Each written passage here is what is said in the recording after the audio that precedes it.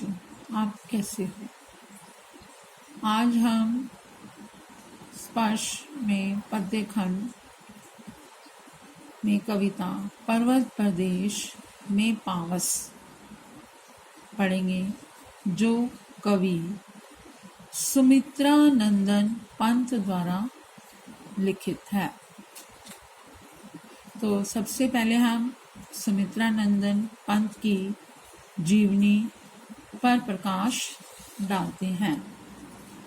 सुमित्रा नंदन पंत, इनका जन्म 30 मई 1900 को हुआ और इनकी मृत्यु 28 दिसंबर 1977 को। इनकी भाषा शैली सटीक शब्दों का चयन और खड़ी बोली का इन्होंने प्रयोग किया है।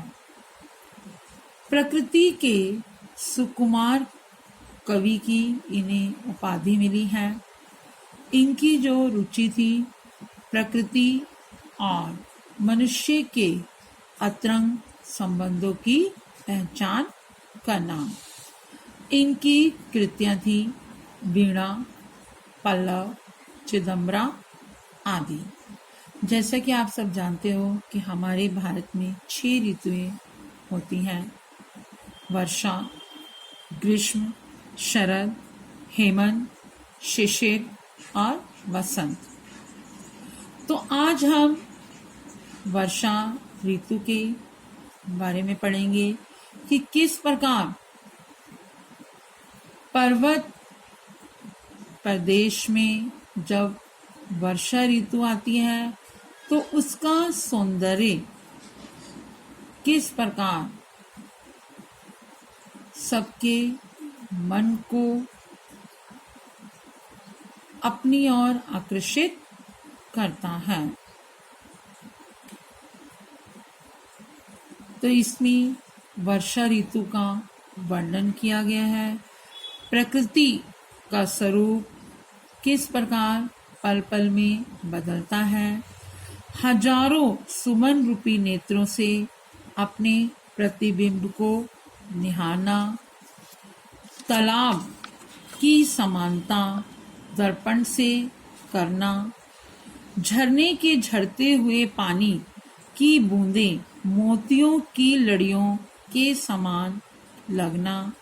शाल के ऊंचे ऊंचे वृक्ष भी बादलों को ढकते हुए दिखाई देना।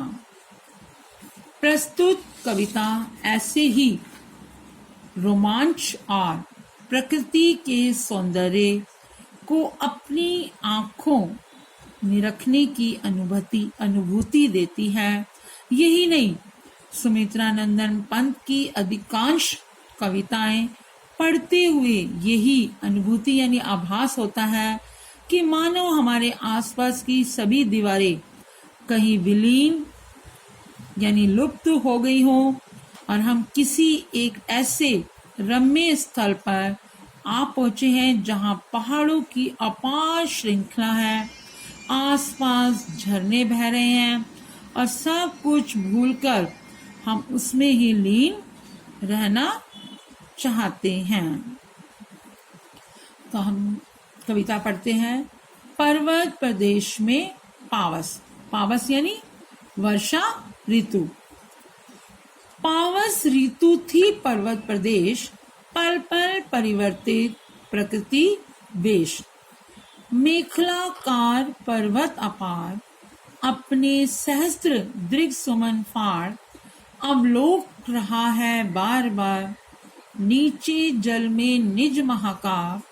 जिसके चरणों में पलाताल, दर्पण सा फैला है विशाल। पर्वतीय क्षेत्र में वर्षा ऋतु की प्रकृति का वर्णन करते हुए कवि कहता है कि पावस यानी बरसात अथवा बारिश का मौसम, जिसने प्रकृति का रूप हर पल बदलता रहता है। कभी वहां धूप खिल जाती है तो कभी काले घने बादल सूरज को ढक लेते हैं। सामने विशाल पर्वतमाला दूर दूर तक फैली थी। यहाँ पर पर्वतमाला की जो तुलना है करघनी यानी मेखलाकार, करघनी का मतलब है कमर में पहनने वाला गहना यानी तगड़ी, से की गई है। पर्वत पर खिले हजारों फूल ऐसे लगते थे मानो वे उसकी आंखें हैं और उन्हें फाड़ फाड़ कर अपने सौंदर्य को देख रहा है। पर्वत के चरणों में एक साफ स्वच्छ जल वाला तालाब बन गया है जो एक दर्पण यानी शीशे के समान लग रहा है। उसमें विशाल पर्वत अपने सैकड़ों फूल जैसी आंखों को फाड़कर नीचे पानी अर्थात तालाब रूपी दर्पण में अपना प्रतिबिंब यानी अपनी परछाई निहार रहा हो। गिरी का गौरव गाकर झरझर मद में नस नस उत्तेजित कर मोती की लड़ियों से सुंदर झरते हैं झाग भरे निर्झर। गिरिवर के उर से उठ उठकर उच्च आकांक्षाओं से तरुवर है झांक रहे नीरव नभ पर अनिमेष अटल कुछ चिंता पर। तो इन पंक्तियों में कवि ने झरनों की तुलना यानी इसकी सुंदरता का बखान किया है। झरने मोती की लड़ियों की तरह झर रहे हैं, यानी जब झरना गिरता है तो उसमें जो झाग आते हैं तो उसकी तुलना मोती की लड़ियों से की गई है। उनकी झरझर ध्वनि से ऐसा लगता है जैसे वे पहाड़ का यशगान गा रहे हैं और पहाड़ के आसपास उगे हुए ऊंचे ऊंचे वृक्ष ऐसे लग रहे हैं मानो वे शांत आकाश को एकटक यानी बिना पलक झपकाए हुए अचल बिना हिले डुले होकर किसी गहरी चिंता में मग्न होकर बड़ी महत्वाकांक्षाओं यानी ऊंची ऊंची इच्छाओं से देख रहे हैं। अर्थात ये हमें ऊंचा उठने की प्रेरणा दे रहे हैं। उड़ गया अचानक लो भूदर फड़का अपार पारद के पर रव शेष रह गए निर्झर है टूट पड़ा भू पर अंबर। धस गए धरा में सभे शाल उठ रहा धुआं जल गया ताल। यूं जलद यान में विचर विचर था इंद्र खेलता इंद्र जाल। तो इसमें कवि कहते हैं कि अचानक मौसम बदल जाता है और लगता है कि जैसे पर्वत अचानक अपने बड़े बड़े पारे जैसे चमकीले पंख फड़फड़ाकर कहीं उड़ गया है।